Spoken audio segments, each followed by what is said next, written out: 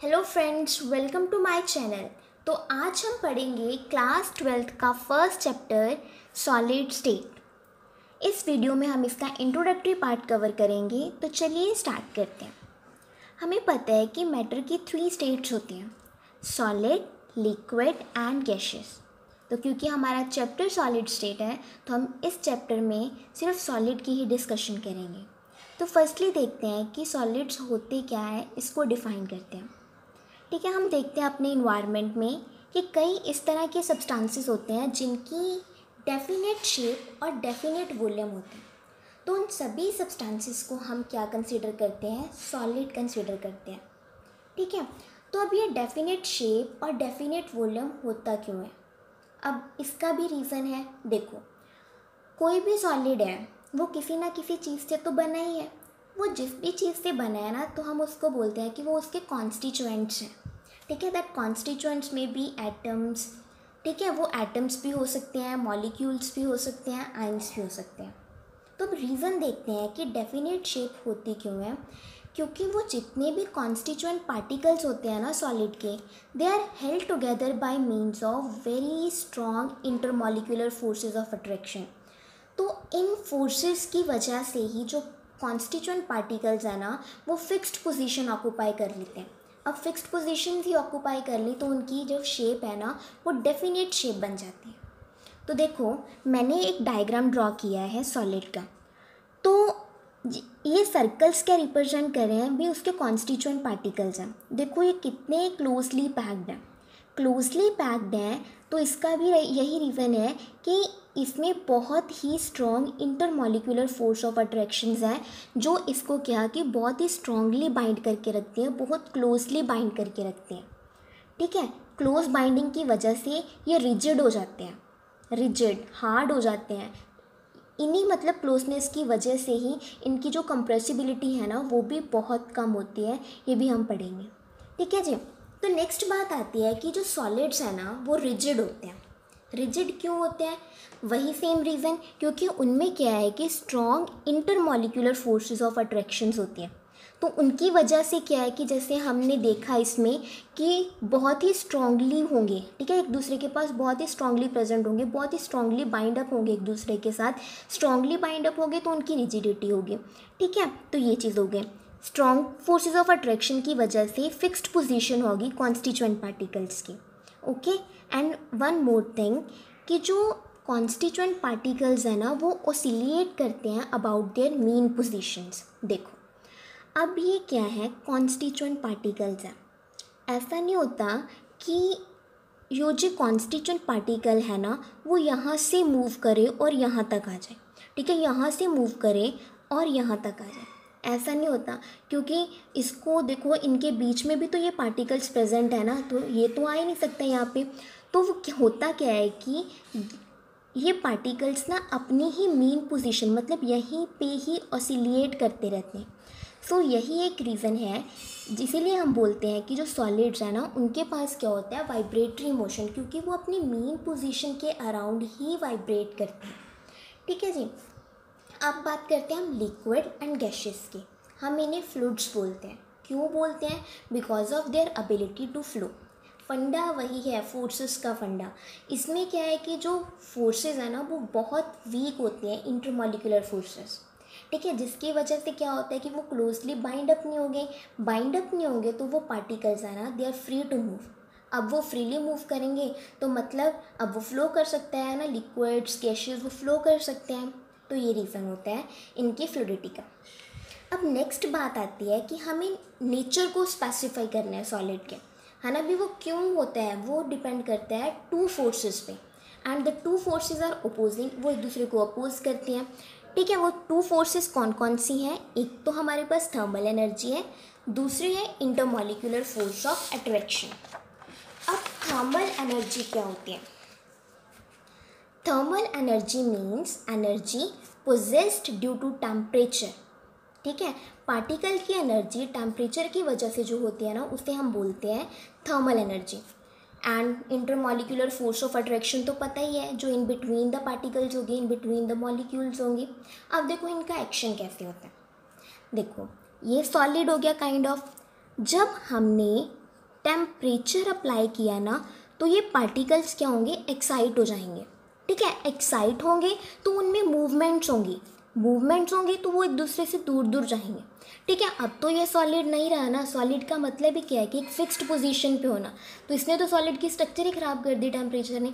अब ये सॉलिड नहीं रहा, ठीक है, तो इसने तो उसकी स्ट्रक्चर ख़राब कर दी। अब बात आते हैं फोर्स ऑफ अट्रैक्शंस पे।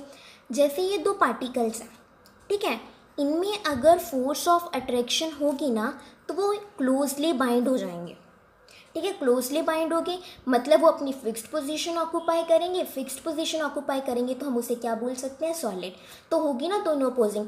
इसका क्या फंक्शन है, इसने तो मॉलिक्यूल्स को दूर दूर भगा दिया, बट इसने क्या किया कि दोनों मॉलिक्यूल्स को ये फोर्स है ना वो क्लोज ले आई, उनकी फिक्स्ड पोजीशन पे ले आई। ठीक है जी, हो गया क्लियर। नेक्स्ट देखते हैं, कंडीशन रखी हमने कि लो टेम्परेचर रखा मतलब क्या है कि थर्मल एनर्जी लो, मूवमेंट्स नहीं होंगी, है ना, मूवमेंट्स नहीं होगी ना। दिस मीन्स कि मॉलिक्यूल्स क्या है कि वो क्लोज प्रेजेंट है। क्लोज प्रेजेंट है तो उनमें इंटरमॉलिक्यूलर फोर्सेस स्ट्रांग होगी ना, तो फोर्सेस क्या करेंगे कि उनको फिक्स्ड पोजीशन पे लेके आएंगी। तब हम कह सकते हैं कि ये जो मैटर है ना इसकी स्टेट अब सॉलिड है। ठीक है, तो ये दोनों फोर्सेस का फंडा था। देखो हमने देख लिया ना कि इसका काम क्या है कि मॉलिक्यूल्स को दूर भगाना, इसका काम क्या है लेके आना, दोनों ऑपोजिट वेज में वर्क करती हैं। ठीक है, नेक्स्ट आते हैं कुछ प्रॉपर्टीज़ जो हमने मतलब पढ़ तो ली, अब दोबारा से देखते हैं, वही चीज़ है। Definite mass, volume and shape होगी सॉलिड्स की। ठीक है, intermolecular forces strong means bonding strong होती है ना, तो उसका इन्वर्स रिलेशन होता है डिस्टेंस के साथ। मतलब क्या है कि उतना ही कम डिस्टेंस होगा। ठीक है, constituent particles having fixed position and वो ऑसिलेट करेंगे मीन पोजीशन के अराउंड, जिसकी वजह से वाइब्रेटरी मोशन होगा। इनकम्प्रेसिबल है because of close packing, rigid है ना, क्योंकि क्लोज पैकिंग है तो मास पर यूनिट वॉल्यूम ज़्यादा हो जाएगा, है ना, डेंसिटी ज़्यादा, जिसकी वजह से तो डिफ्यूजन है वो स्लो होगी। जब हम हीट करेंगे तो क्या होता है कि जो सॉलिड्स है ना वो लिक्विड्स में कन्वर्ट हो जाते हैं, तो इस प्रोसेस को हम बोलते हैं मेल्टिंग। ठीक है, इस प्रोसेस को हम क्या बोलते हैं, मेल्टिंग बोलते हैं। मेल्टिंग पॉइंट कह सकते हैं, है ना। Melting point is the temperature at which solid changes into liquid. Then बात करते हैं हम क्लासिफिकेशन ऑफ सॉलिड्स। हमारे पास दो टाइप के सॉलिड्स होते हैं, एक क्रिस्टलाइन सॉलिड, एक एमॉर्फस सॉलिड। तो हम अब दोनों को डिफाइन करेंगे। First of all crystalline solids. ठीक है, द सब्सटेंस जिनके कॉन्स्टिट्यूएंट पार्टिकल्स एक डेफिनेट ज्योमेट्रिक पैटर्न में प्रेजेंट होते हैं। ठीक है, एक रेगुलर अरेंजमेंट कह सकते हैं कि कॉन्स्टिट्यूएंट पार्टिकल्स का एक रेगुलर अरेंजमेंट, तो हम उन्हें क्या बोलेंगे, क्रिस्टलाइन सॉलिड्स। जब हम क्रिस्टलाइन सॉलिड्स पढ़ते हैं ना तो एक बहुत ही इम्पॉर्टेंट टर्म आती है, लॉन्ग रेंज ऑर्डर, है ना। हम ऐसे बोलते हैं कि crystalline solids are having long range order, उनके पास लॉन्ग रेंज ऑर्डर होता है। अब इसका मतलब क्या है, देखो हम डायग्राम से क्लैरिटी करते हैं। ये जो डायग्राम है ना ये क्रिस्टलाइन सॉलिड का डायग्राम है, तो हम देख सकते हैं ना कि थ्रू आउट द डायग्राम सिर्फ एक जो पैटर्न है वही रिपीट हो रहा है। ये तो एक पोर्शन है, जब हम क्रिस्टल का पूरा स्ट्रक्चर देखेंगे ना तो उसमें भी यही होगा कि through out the crystal same pattern repeat होगा। तो यही चीज़ होती है लॉन्ग रेंज ऑर्डर, मतलब देयर इज़ रेगुलर पैटर्न और arrangement of particle which repeated periodically over the entire crystal. तो इसे बोलते हैं लॉन्ग रेंज ऑर्डर, मतलब रिपीटिशन होना through out the unit, through out the crystal, sorry. ठीक है, जैसे इसकी एग्जांपल आ गई हमारे पास क्वार्ट्ज। देन आते हैं हमारे पास एमॉर्फस सॉलिड। देखो जो एमॉर्फस वर्ड है ना ये ग्रीक वर्ड एमॉर्फोस से लिया, जिसका मतलब नो फॉर्म। अब इसी से क्लियर हो गया होगा अभी एमॉर्फस होता क्या है, मतलब no regular arrangement of particles, है ना, वही लिखा है, not arranged in regular pattern, तो उसे एमॉर्फस सॉलिड्स कहते हैं। ठीक है, अब इसमें भी एक टर्म आती है शॉर्ट रेंज ऑर्डर, तो उसका क्या मतलब है। देखो फर्स्ट ऑफ ऑल तो जो एमॉर्फस सॉलिड्स है ना इनके पास कोई रेगुलरिटी होती ही नहीं है, अगर सपोज थोड़ी बहुत रेगुलरिटी इनमें है भी ना, तो वो throughout the crystal repeat नहीं होगी। जैसे हम एग्जांपल डायग्राम देखते हैं, सॉरी देखो ये डायग्राम है ना, इसमें है कोई रेगुलरिटी नहीं है, कोई रेगुलरिटी नहीं है, ठीक है। अगर सपोज थोड़ी बहुत बाई चांस रेगुलरिटी आ भी जाती है ना, वो throughout the crystal repeat नहीं होगी, ठीक है। Up to a few angstrom units वो रिपीट होगी, देन फिर चेंज आ जाएगा पार्टिकल्स की अरेंजमेंट्स में, ठीक है। तो ये था एमॉर्फस सॉलिड्स और शॉर्ट रेंज ऑर्डर का मतलब। इसके एग्जांपल जैसे ग्लास, रबर, प्लास्टिक्स वगैरह कंसीडर करते हैं हम। अब नेक्स्ट आता है डिफरेंस क्रिस्टलाइन सॉलिड्स और एमॉर्फस सॉलिड्स के इन बिटवीन, जो कि बहुत ज़्यादा इम्पॉर्टेंट है। देखो फर्स्ट वही point, characteristic geometry. Crystalline solids में बहुत ही कैरेक्टरिस्टिक ज्योमेट्री होती है, रेगुलर अरेंजमेंट होता है पार्टिकल्स का, बट एमॉर्फस सॉलिड्स में ऐसा कुछ भी नहीं होता, ठीक है। कोई रेगुलर अरेंजमेंट नहीं होती पार्टिकल्स की, कोई ज्योमेट्रिक शेप नहीं है। इनमें लॉन्ग रेंज ऑर्डर होता है, इनमें शॉर्ट रेंज ऑर्डर होता है ना। मेल्टिंग पॉइंट, जो क्रिस्टलाइन सॉलिड्स है ना, इनका sharp and characteristic melting point होता है। शार्प का क्या मतलब है, एक फिक्स्ड वैल्यू, ठीक है। जैसे 300 डिग्री सेल्सियस है सपोज हमने माना, तो उसी 300 पे ही एक सॉलिड है वो लिक्विड बन जाएगा क्रिस्टलाइन के केस में। बट एमॉर्फस के केस में ऐसा नहीं होता।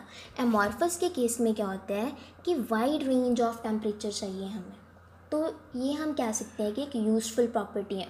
जैसे हम ग्लास कंसिडर करते हैं, ठीक है, ग्लास की एग्जांपल, जब हम इसे हीट करेंगे ना, तो ये फर्स्टली सॉफ्ट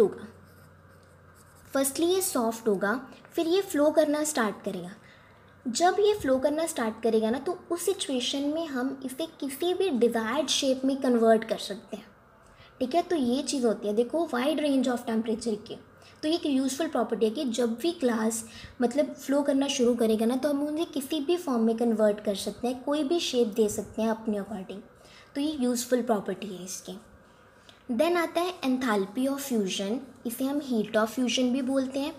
अब ये होता क्या है, हीट ऑफ फ्यूजन मतलब कितनी एनर्जी चाहिए एक सॉलिड को लिक्विड में कन्वर्ट करने के लिए।